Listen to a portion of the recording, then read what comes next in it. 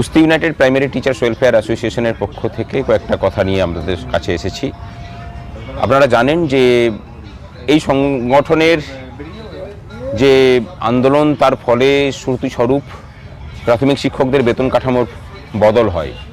সেটা ছিল 2019 সাল 26শে জুলাই।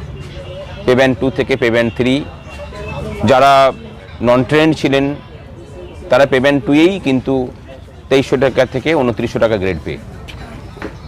যদিও সরকারের চক্রান্তের শিকার হয়ে তার সুবিধা সমানভাবে সমস্ত শিক্ষক শিক্ষিকারা পাননি, তার প্রতিবাদে আমরা পথে নেমেছি অনেকবার। গত বছরে কেস করি, সেই কেস প্রায় শেষের মুখে এসে দাঁড়িয়েছে। এই মাসেই শুনানি হবে। আশা করি ওই যে শুনানিটা হবে সেই শুনানিতে আমাদের শেষ শুনানি এবং তারপর রায় ঘোষণা হবে। কেসের গতি প্রকৃতি যেদিকে যাচ্ছে আমরা এটুকু বলতে পারি যে জয়ের বিষয়ে আমরা আশাবাদী, যদিও রায় ঘোষণা না হওয়া পর্যন্ত চূড়ান্ত কিছু বলা যাবে না। কিন্তু এর মধ্যেই সরকার অনেকগুলো বিষয় মেনে নিতে বাধ্য হয়েছেন। যেমন লেভেলের যে বৈষম্য আছে সেই বৈষম্য তারা মিটিয়ে দেবেন বলেছেন। কিন্তু সব সমস্যার সমাধানের একটাই মাত্র সমাধান, সেটা হলো 26/7/2019-এর যে অর্ডার সেটাকে 1/1/2006 থেকে নোশনারি এফেক্ট করা, আর অ্যাকচুয়াল এফেক্ট যেমন 1/8/2019 আছে সেরকম দেওয়া আর কি।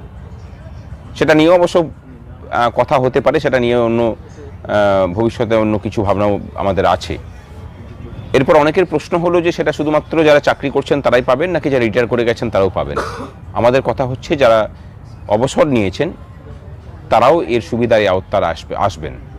সুতরাং এই যে মামলা, তার ফলাফল যে প্রত্যেক প্রাথমিক শিক্ষকের উপরে পড়তে চলেছে সেটা বিষয়ে আমরা একদম নিশ্চিত। সকলেই তাকিয়ে আছেন, মামলার বিষয়ে জানতে চাইছেন, তাই এই আপডেট দেওয়া হলো।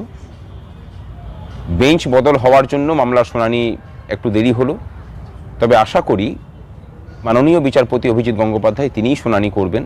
তিনি সেটা বলেওছেন। আমরা মেনশন করিয়ে এই মাসেই যাতে এর শুনানির ব্যবস্থা করা যায় তার চেষ্টা করছি।